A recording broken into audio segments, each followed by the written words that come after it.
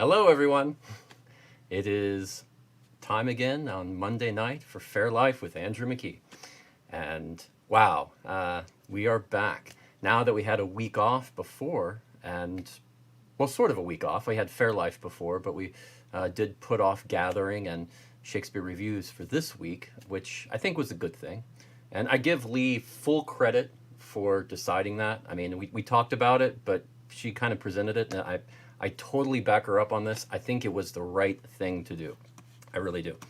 Yeah, especially since, I mean, well, I feel kind of bad that we didn't have anything last week because, well, of course, nothing really important happened in the news. So I'm sure you were really bored and everything, especially later in the week.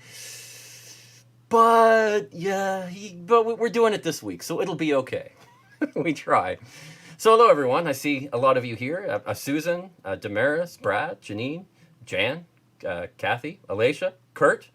Wow, Kristen. All right. Nice. And I missed your face too, Kristen. Thank you for saying that. Oh, mobile hotspot data reset. Interesting. Yeah, I like tech stuff. I know you didn't know that, but a little inside information. It's okay.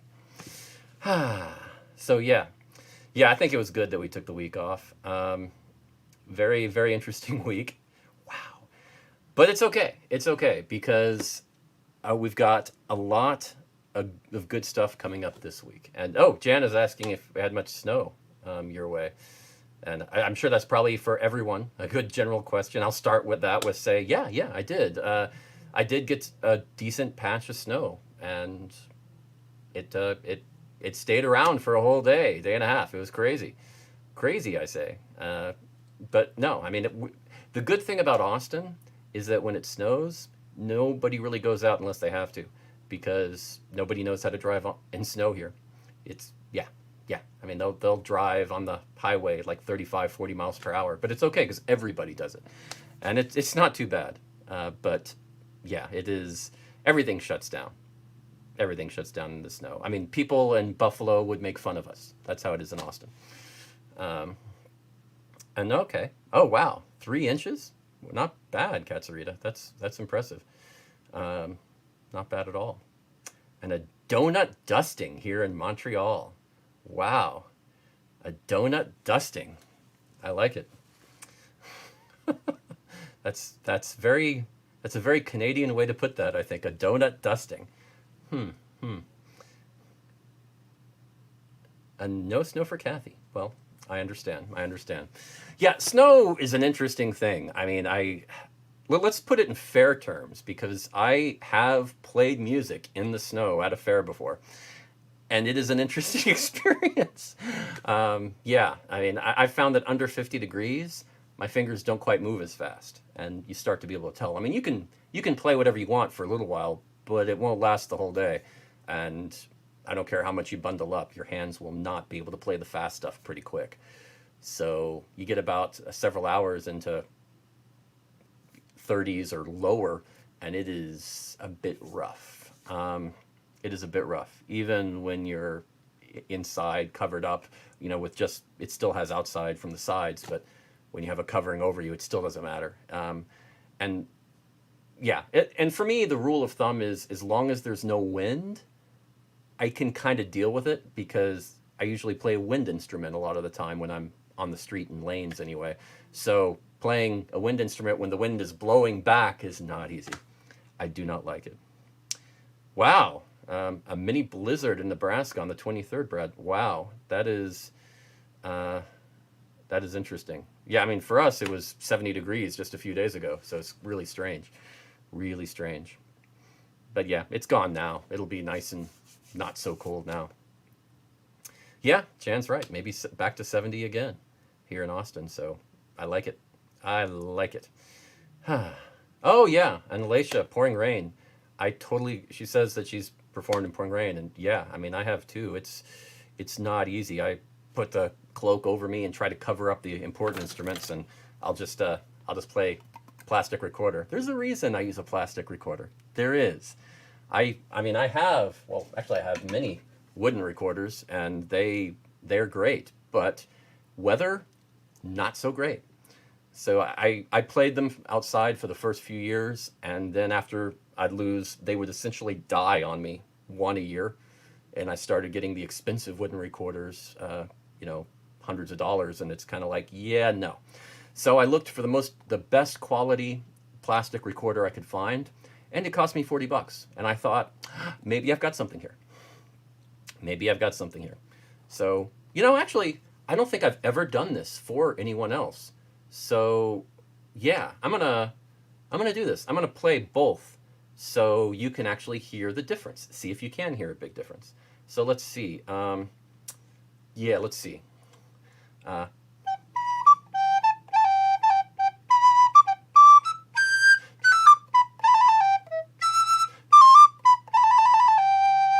and then we go over to the plastic recorder.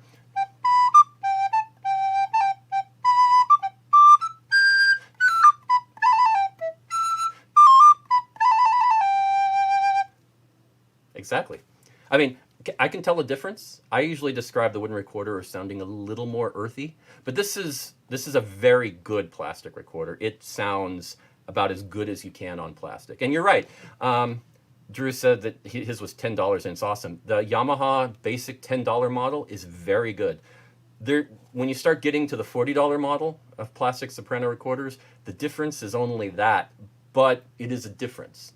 And when you're a professional, it's worth it. It really is, because you can sometimes when you get into that third octave, I will not play those notes for you here because I want you to still like me. So they get really high pitched. But yeah, when you start playing those, you know, third octave stuff, it's still pretty hard on that $10 one, but on the $40 one, you can do it. So yeah. But yeah, there's not much. Now on a $5 recorder, there would be a very noticeable difference. On a $10 one, a little more of a difference in this, but still not much. But I think you would be able to tell. So anyway, that's why I play plastic, and there you go. I don't think I've ever done that for anyone where I played both back to back. I always find that interesting, kind of, but that's how I justify it. If there was a huge sound difference, I would probably suck it up and find a way to do a decent wooden recorder and just expect to replace them every year. It would not be fun, but I've lived with it. And that's kind of how I've treated my mandolins in the past. I would get a mandolin, an inexpensive one that looked and sounded pretty good, but it wasn't really built to last. I'd get a few years out of it, and then I'd probably have to replace them, especially with all the elements. And like Alicia said, the rain, it's just, if you can do it, you either go with something really nice and expensive and are very cautious with it and cover it and don't play outside, avoid the rain, or you get something cheap and just expect to, at some point, it's going to wear out. And those are the two theories for that. So yeah. Yeah. I mean, some of the old recorders, they're interesting. The plastic ones they've come a long way. And just in the past 10 years, there's a difference. And in the past 20, there's a big difference. They've really done put the science behind the study of how to make recorders, which is interesting, I think. So anyway, I'm sorry, I didn't mean to make this a recorder tutorial, but it just popped in my head. So yeah, what can I say? Lawn bowled and all the different weather, according to Susan. Heat, rain, freezing cold. So yeah, okay. She can relate a little bit. Yeah, I mean, it's an interesting thing, being out at fair in different temperatures. Clothing is another interesting thing. That's why it's fine to get one general standard outfit for fair, because most of the time, weather's pretty consistent. It's a little chilly or very warm. That's usually, you can find something that'll adapt to most of that, especially if you have a cloak to go along with it. But you get to a point where you get ultra hot, and it would be nice to have something for that. I've done fairs where it was about 113 degrees in the shade in the summer. Yeah, they moved the date after that year. That was interesting. First year of the King Arthur Pendragon Fair in Oklahoma. Whew, that was an experience. Right next to a small lake, so it was really humid. Not the smartest way to do that. Not the smartest way to do that. Oh yeah, you're talking about the Yamaha recorders and everything. Let me say one more thing. Just since I've started this, I'm gonna geek out a little bit. I mean, I'm wearing a Serenity shirt, so I'm allowed to geek out, I think. This one, it's yellow, which is kind of a weird color. Normally, you get them in, like you said, brown or sort of the ivory color. This one is made with a type of plastic that is corn based. It's not petroleum based, it's corn based plastic. So it actually does have a slightly different tone. I don't know if many people would be able to hear it. I can because I've heard them both so many times. But people, early reviews of it said that it was actually a little better in a lot of people's minds. So I got it and gave it a try, and I do. I have one of each. I have the standard one and the petroleum based plastic and the corn based plastic, and they do sound a little different. I can play either, and I have no problem. But honestly, the kind of yellow goes with my light blue pants and my eyes, so I'm just kind of like, yeah, we'll go with it. Look at me, color coordinating. Who knew I could do it? Ah. Oh, thank you for the shirt comments. I appreciate that. I do like the shirt comments. It is. I tried. I tried to think of something that I should have after all the craziness last week, and I thought the word serenity was a good way to go. So yeah, that's why I chose it. In case you're interested. So yeah, like I said, we last week we kind of pushed everything back a week, but it paid off because we did so many great things with booking. We have booked a lot of our slots for gathering and other things up several months ahead. So I know we are we are really getting there, and I'm very happy about that. Some great stuff coming up, and well, just this week and next month and April, and I mean, it's just great. I'm really looking forward to it.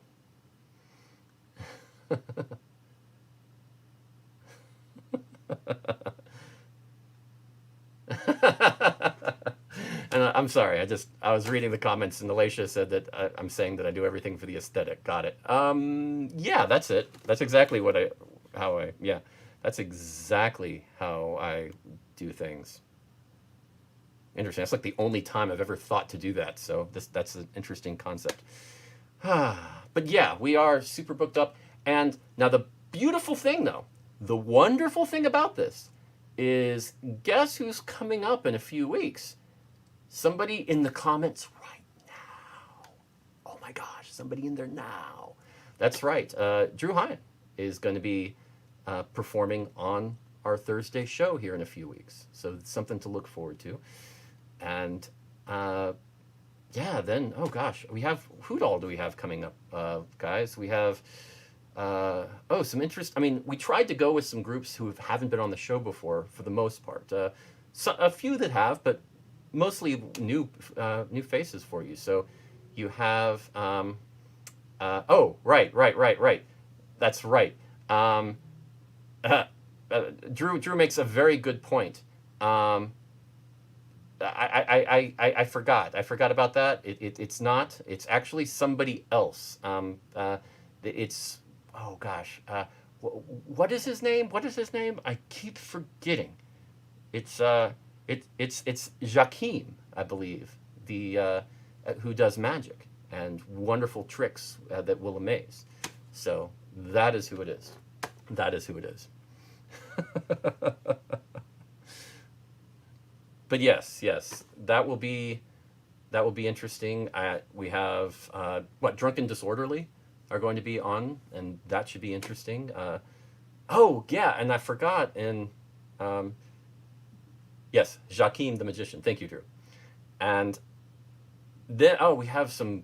Oh, let's just start with. I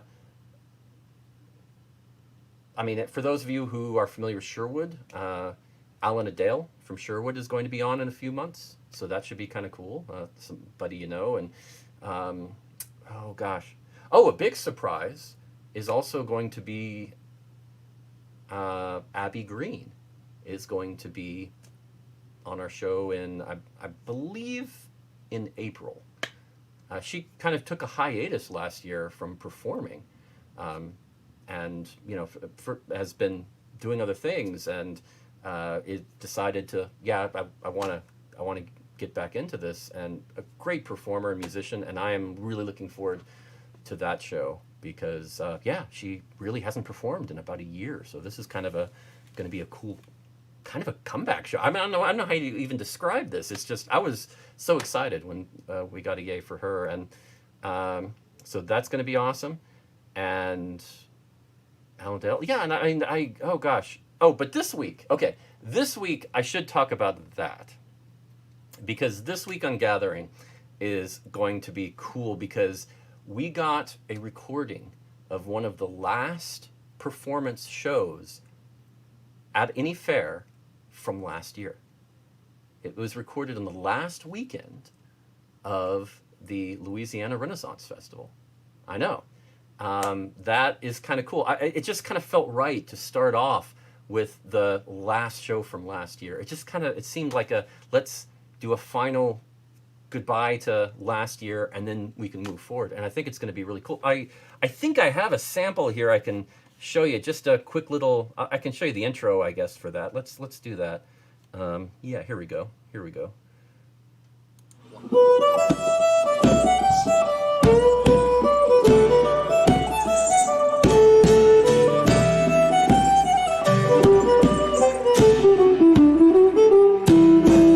Ladies and gentlemen, we are the Whiskey Bay Rovers, hailing from the far-off port of Lafayette, Louisiana, coming to you today here at Albright Shire to make your day just a little bit better with some piratical, amazing tunes.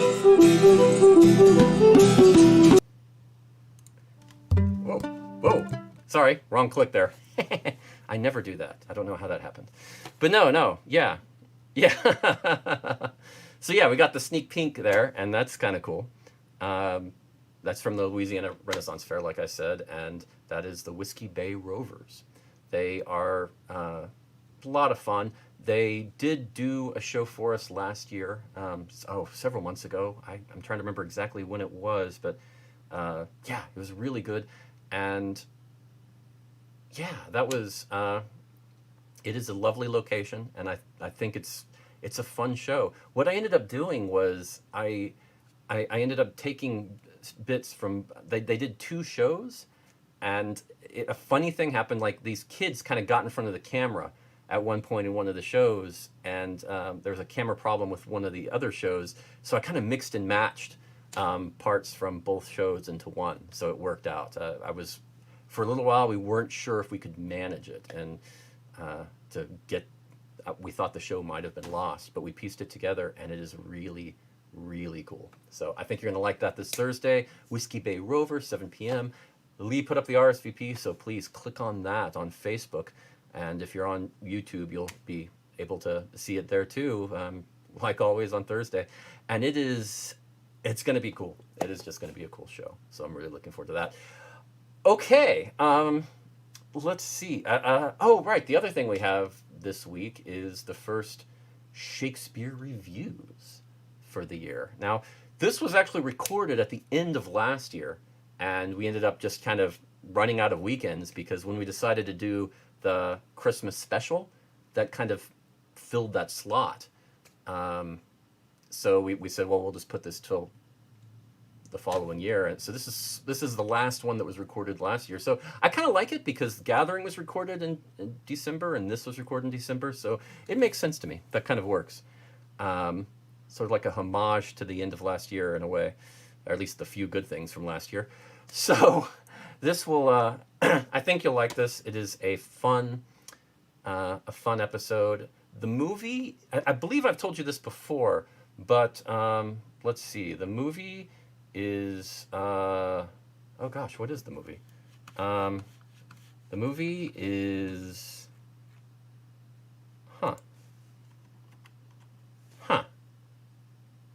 which is the movie? Oh, okay. The movie is, I will get this right here. It is All Night Long from 1962. I know, right?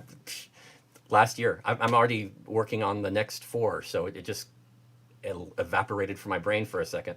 All Night Long, 1962, a really fun movie in a way. I mean, it's a very strange movie because it's essentially a version of Othello set in the setting of a jazz musician group.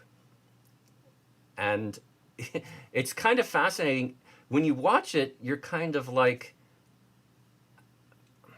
that just makes so much sense. And they handle it so well. It's a British production, but and in the 60s, they could get away with discussions of race so much easier than we could in America. And they handled it very well.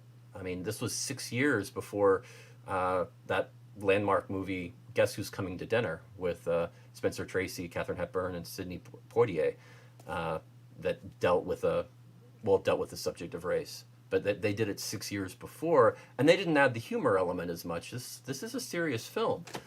You'll recognize a few of the people in there, and it is a cool film. So look for that and see if you can see it. If not, I understand, but it should be a fun episode on Friday for Shakespeare Reviews. If you haven't been catching up with Shakespeare Reviews, this is a great time to go back and look at the catalog. They're all organized and easy to get to for all the Shakespeare Reviews, to catch up on all those movies. And there really aren't that many so far. I think there's, about 12, 13, 12? I think this is the 13th, something like that. And this is, there's plenty to choose from and some really good gems in there. So definitely check out the old catalog for Shakespeare Reviews if you haven't. Woo! Yeah. No, yeah, I thought I'd written it down, and I looked for it, and it was like it wasn't there, and I was like, well, I know what the movie is, and it just popped out of my head. So that's why I totally spaced on that. Very interesting. Oh, it's 14? Okay, thank you. 14? So yeah, it is going to be great, and and yeah, Damaris, I believe she looked at the old Shakespeare Reviews and binge watched them, if I remember correctly. I think she told me that. Is that right, Damaris? That you binge watched all the Shakespeare Reviews like a week ago or so? That was really awesome.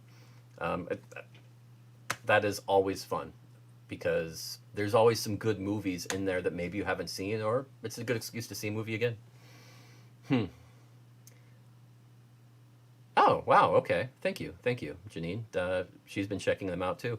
That is great to hear. Yeah, we've got some really, really cool new ones coming up as well in the future. I'll save that announcement for next week, but I know Lee was very, very excited about one of the films coming up because it is animated. So she really liked the film.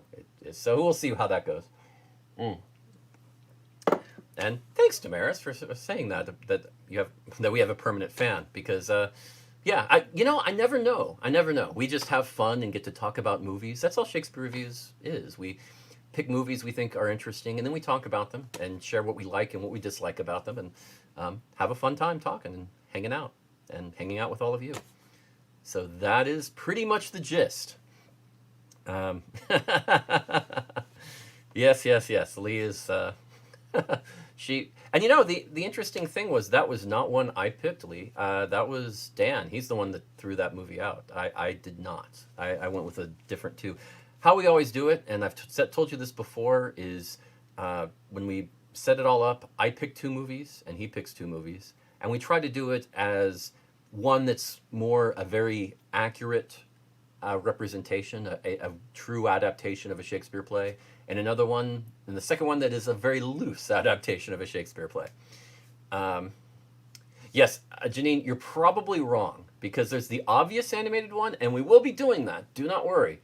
But this one is different. This one is not intuitive. So yeah, it might surprise you. Actually, you know what? If you want to guess, go ahead. I might give you an answer and let you know if you're right or wrong. So if you have a guess on which animated film we're going to do, go ahead, throw them out. I would be interested in hearing it.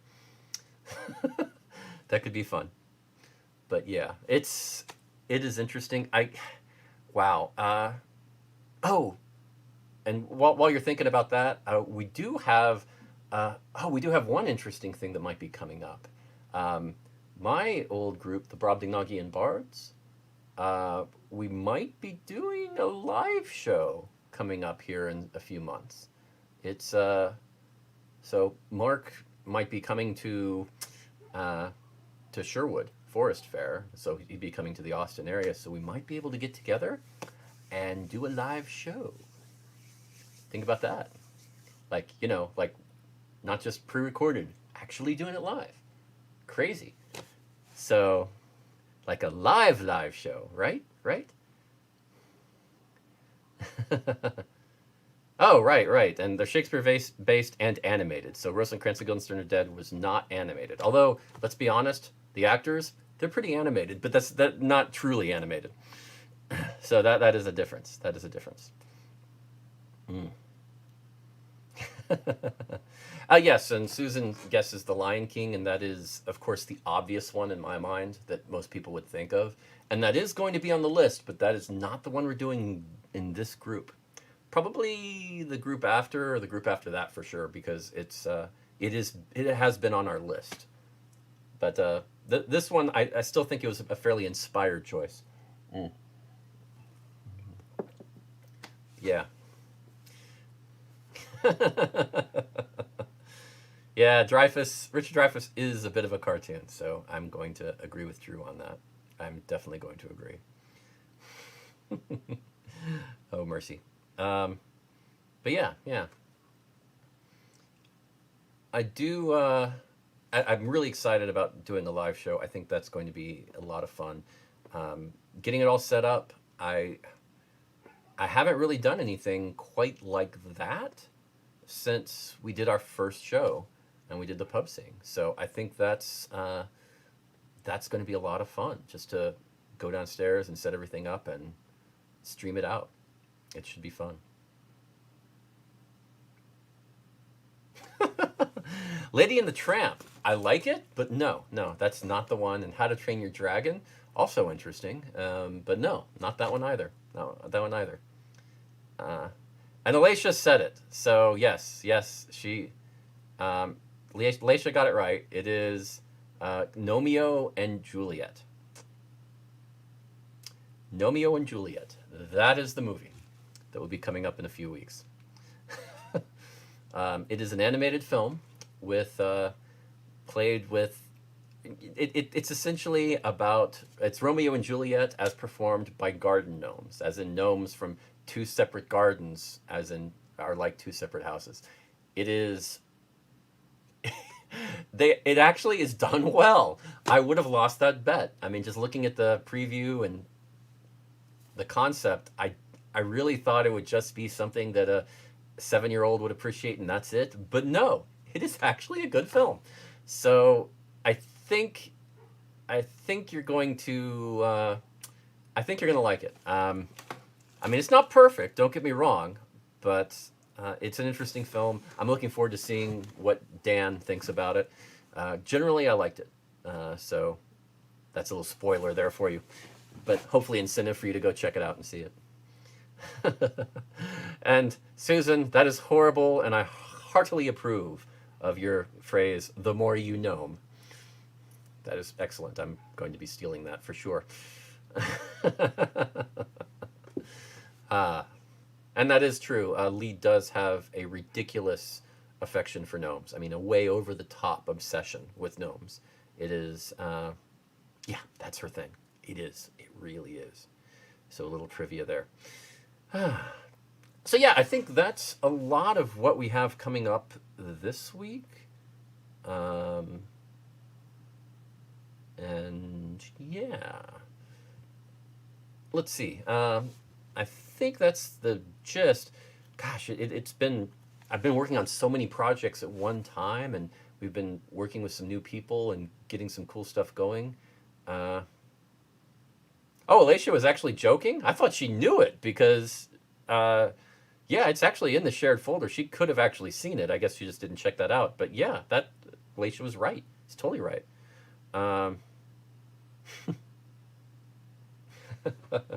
Yeah, wow. I thought she was just doing a spoiler, but good for you, Alicia. Good guess. Uh, very good. Okay, so let's see. I think we probably should go ahead and jump on our 7 reasons for the week because why wouldn't we?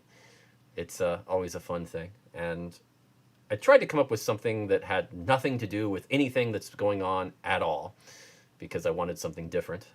So here we go. 7 reasons. And today it's 7 reasons people who go to Faire like technology.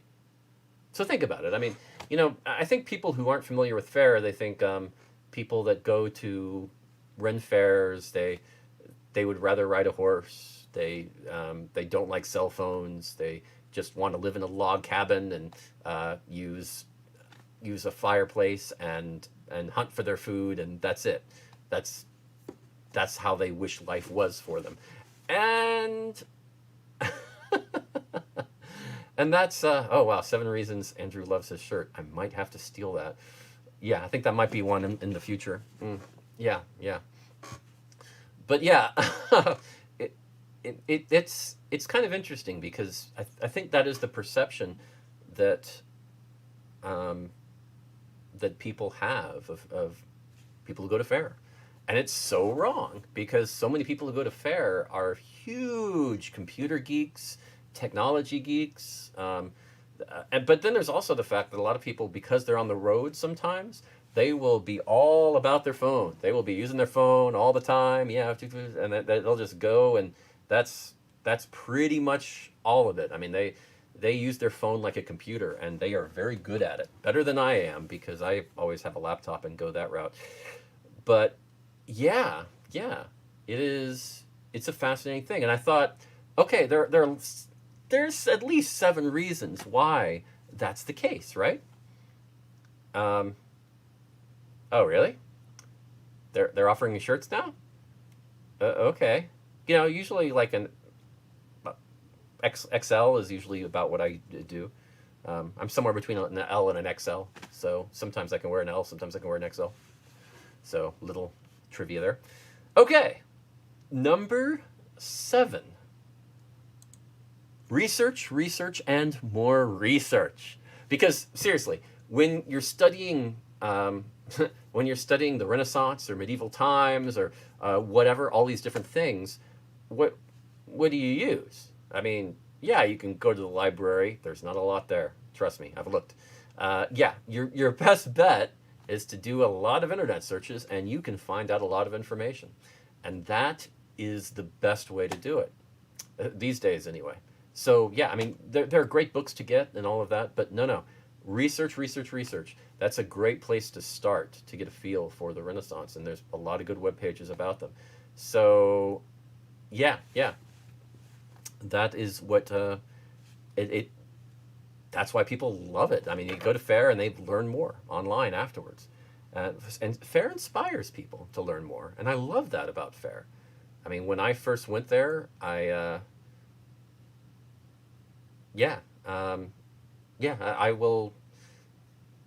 first went and I tried to discover as much as I possibly could. This was the first year I went to Faire. It was right before the web was a thing. It was like right around when the web started. So there wasn't much to find there for it. So, I mean, I had to go to the library and try to find stuff. I'd go to the shops at the Faire and buy any book I could find that interested me on different medieval and Renaissance music. So, yeah, it's pretty cool the way it's changed and how easy that is to happen. It's really good. So, yeah, number 6. Campfires are fun, but flashlights are handy. Let's just be honest. You're out there camping, you're doing stuff. I mean, yeah, it would be great to just have a nice lantern, but that's very inefficient. And just get a flashlight, go to the porta potty when you need to, and go back to your campsite and do all that. Flashlights, very handy. I mean, there's a certain convenience factor to technology, and as much as you want to experience the time at Faire, technology makes that time a lot easier and better. I mean, it doesn't really make much sense to give up some of our modern conveniences just for some level of authenticity. Um, wow. Okay. Yes, headlamps are really, really, really good. Yeah, I mean, you can always use the flashlight on your phone, but there are certain risks with that too. So yeah, I always have the I always have the small flashlight handy. I have a couple in my car at all times and ready to go, no problem, and one in my pouch and um, pack basket. So it's very good. So but a headlamp, that would be interesting. I just, that always gets in if I'm still wearing my outfit, I gets in the way of my hat. So not worth it. So yes, that was number 6. Number 5. The number 5 reason why people go to Faire like technology. That's right. It's a great way to find historical music. I touched on that a little bit before, but I mean, if you want to find a music for medieval song, where do you go? Internet. I mean, it's a great place. I mean, there are libraries that have a lot of that stuff, and if you want to do more in-depth study, that is better. There are great libraries for that, but if you want to get started, there are a lot of great PDF files you can find online for that particular song. You can go and ask a group at Faire. You can ask the Tolston Troubadours. Oh my gosh, what cantiga what was that? I'd really like that tune. I want to play that, and they will tell you. And you'll go and you can look it up and probably get the sheet music online. So that is good. That is good.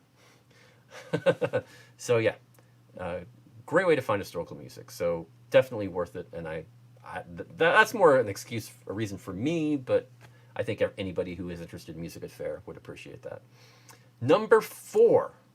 Okay, number 4, fantasy is merged with history. Now, here's the thing. I mean, well, okay, here's how I look at Faire. At a Renaissance or medieval Faire, what it is it takes the best and the most interesting things from the time period, from the Renaissance or medieval times, and brings it out there and presents that along with modern conveniences. Because if you really lived back then, let's be honest, it would not be that much fun. It would kind of suck. So not a good thing. But they take the best parts and the parts that that you would really like or find interesting, and then they kind of gloss it up. I mean, I think of pre-Raphaelite art. That's if you're not familiar, look it up. It's interesting stuff. I mean, it's a sort of idealized version of history, and that's okay. I mean, it inspires you to look more into it, to learn more, and to have a good time. And that's the most important thing at Faire. You need to have a good time there, or why would you go back? So yeah, that's kind of what Faire is to me.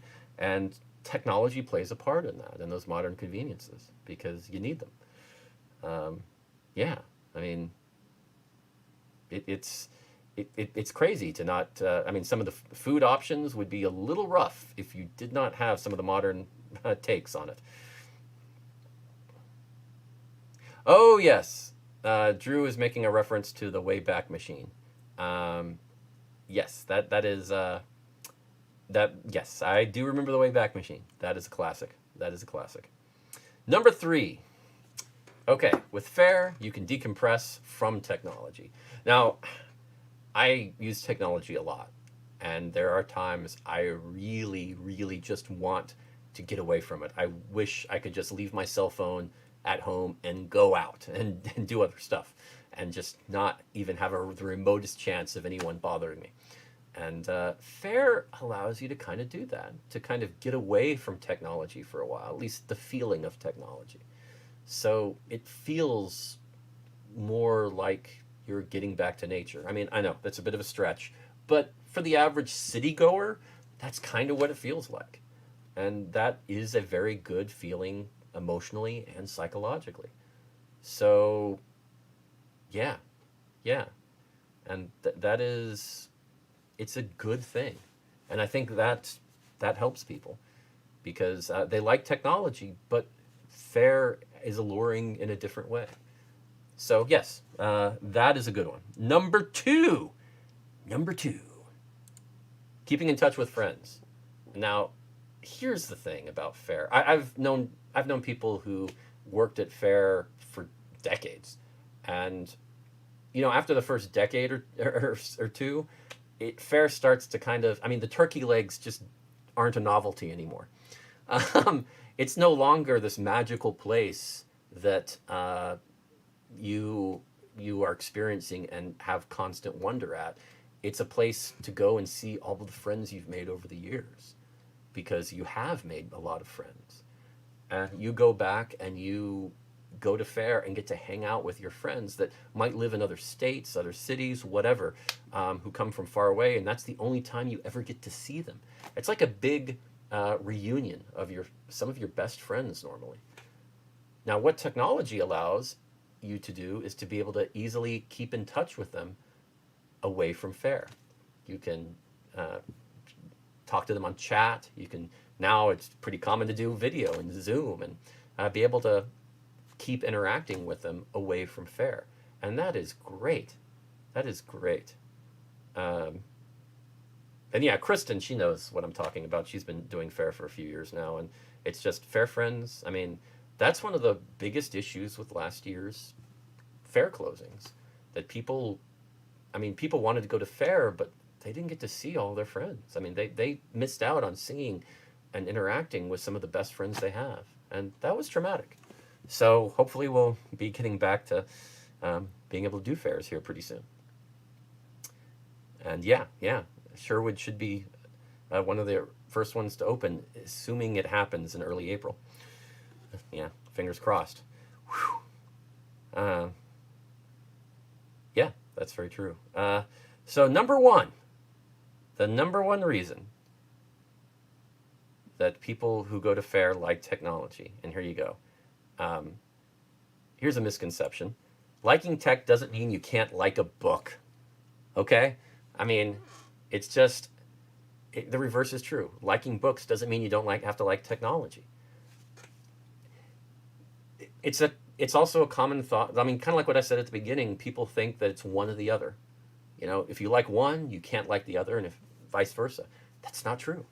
You can like them both, and most people do. I mean, I love bringing up the getting a classic book. I didn't even think about this. I just had these here. I did not plan this. Yes, this is a good one. Here you go. I don't know if you can read this, but pre-Shakespearean dramas. Gotta love it, right? Yeah, classic. I love old books. They have that smell that, you know what I'm talking about. That classic old book smell. I mean, not the book from 10, 20 years ago, but the book from 60, 70 years ago. That musty smell that just kind of, it feels like knowledge was passed on from this book to many people over the years. That's just a nice feeling sometimes. So yeah. So anyway, that is my 7 reasons. I kept it light this week. I hope you didn't mind.